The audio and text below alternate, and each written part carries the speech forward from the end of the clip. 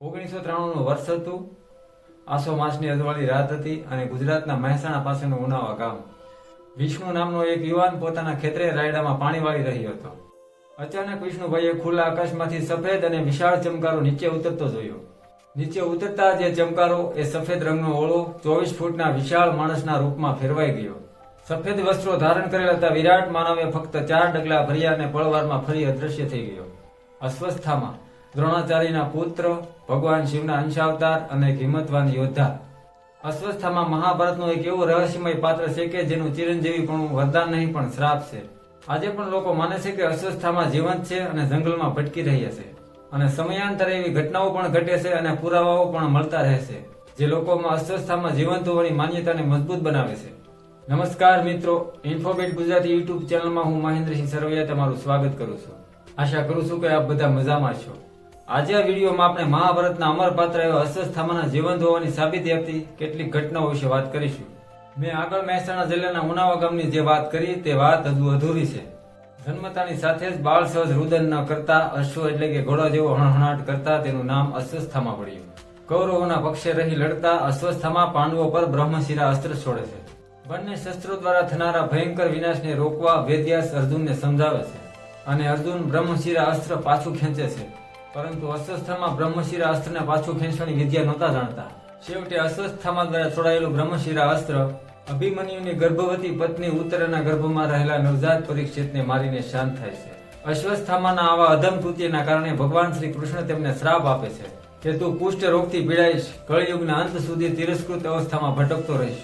બસ ત્યારથી અસ્વસ્થામાં મોક્ષ માટે ભટકી રહ્યા છે. એવું પણ કહેવાય છે કે તે પૃથ્વી પર આંધી અને વાવાઝોડા રૂપે ભટકે છે. 1993ની મહેસાણા જિલ્લાના ઉનાવા ગામ વાળી વાત આગળ ચલાવીએ તો એ 24 ફૂટનો અને સફેદ વસ્ત્રો ધારણ કરેલો કદાવર માણસ 4 ડગલા ચાલીને પળવારમાં અદ્રશ્ય થઈ ગયો હતો. આ જોઈને વિષ્ણુભાઈને તાવ ચડી ગયો. આ રહસ્યમય ઘટનાની વાત ગામમાં તથા આજુબાજુના ગામમાં વાયુ વેગે ફેલાઈ ગઈ. લોકોના ટોળે ટોળા વિષ્ણુભાઈના ખેતરે આવવા લાગ્યા. એક જ સરખી લંબાઈ, પહોળાઈ અને ઊંડાઈ ધરાવતા કુલ 6 પગલા હતા, જેમાંથી 2 પગલા માણસ સામાન્ય સ્થિતિમાં ઉભો હોય તેમ આજુબાજુમાં હતા. એ 2 પગલાની છાપ વચ્ચેનું અંતર 4 ફૂટ હતું. કલ્પના કરો, એ આજુબાજુના 2 પગલા એટલે વિશાળ કદનો માણસ આકાશમાંથી ઉતર્યો એના, અને બીજા 4 ડગલા તે માણસ ચાલ્યો એના. એક પગલું 2.5 ફૂટનું, એક પછી એક પગલાનું અંતર પાછું 7 ફૂટનું. વિચાર કરો, કોના છે આ પગલા, શા માટે પાડ્યા છે, તે શા માટે આકાશમાંથી ઉતર્યો છે અને શા માટે 4 ડગલા ચાલીને પળવારમાં ફરી અદ્રશ્ય થઈ ગયો છે? જવાબ કોઈની પાસે નહોતો. ઉનાવા ગામના નિવૃત્ત શિક્ષક રસિકભાઈએ કહ્યું કે 50 વર્ષ પહેલા પણ આવી ઘટના બની હતી. નવાઈની વાત એ છે કે એ વખતે આસો સુદ પૂનમ હતી અને આ વખતે આસો સુદ 11. ફક્ત 4 દિવસનો તફાવત. એ જ સમય અને એ જ ઋતુ, ફક્ત 4 દિવસનો ફેરફાર. અહીં સવાલ એ પણ થાય છે કે શા માટે એક ચોક્કસ સમયગાળો? આ સિવાય ગામના એક માજીએ પણ પોતે આવી ઘટના જોઈ હોવાની વાત કરી. આ પહેલા 150 વર્ષ પહેલા પણ આવી ઘટના બની હોવાની વાત ગામના વૃદ્ધોએ કહી. 50 વર્ષ પહેલા આવી ઘટના બની ત્યારે ગામના લોકો ત્યાંની સૈયદ મીરા દાતાની દરગાહમાં ગયેલા. ત્યાં હજરતની ડાબલી પાસે આ ઘટનાનું રહસ્ય ખોલવાની માંગણી કરવામાં આવી. એ વખતે હજરતની ડાબલીએ એવો જવાબ આપેલો કે એ પગલા પૃથ્વી પર વિચરણ કરી રહેલા અસ્વસ્થામાના છે. આ ઘટનાની જાણ થતા અમદાવાદની ફાઇન આર્ટ્સ કોલેજના પ્રોફેસરની એક ટીમ ઉનાવા ગામે દોડી આવી. ઊંડી તપાસ પછી એ ટીમે એવું તારણ આપ્યું કે ગમે તેવો ભેજાબાજ કલાકાર પણ આવી ચોકસાઈ ધરાવતા પગલા ન બનાવી શકે, અને જો કોઈ પણ એમ કરવા જાય તો દિવસોની મહેનત લાગે, અને આમ કરવા જતા તે પકડાઈ જવાના ચાન્સ પણ ખરા. શું તે પગલા અસ્વસ્થામાના જ હશે? શા માટે તે દર 50 વર્ષે ઉનાવા ગામમાં, અને એ પણ આસો મહિનામાં જ આવે છે અને આવીને અલોપ થઈ જાય છે? સવાલો થવા સહજ છે પણ તેનો જવાબ મળવો મુશ્કેલ છે. આ સિવાય ગુજરાતમાં નર્મદા નદીને કાંઠે આવેલા શૂલપણેશ્વરના જંગલોમાં પણ અસ્વસ્થામાં આવતા હોવાનું કહેવાય છે. સ્થાનિક લોકોના કહેવા પ્રમાણે રાત્રિના અંધકારમાં જંગલ વિસ્તારમાં એક ઊંચો અને કદાવર માણસ ભટકતો જોવા મળે છે, જે અન્ય કોઈ નહીં પરંતુ અસ્વસ્થામાં જ છે, જે અહીં ભગવાન શિવની પૂજા કરવા આવે છે એમ અહીંના આદિવાસી લોકોનું માનવું છે.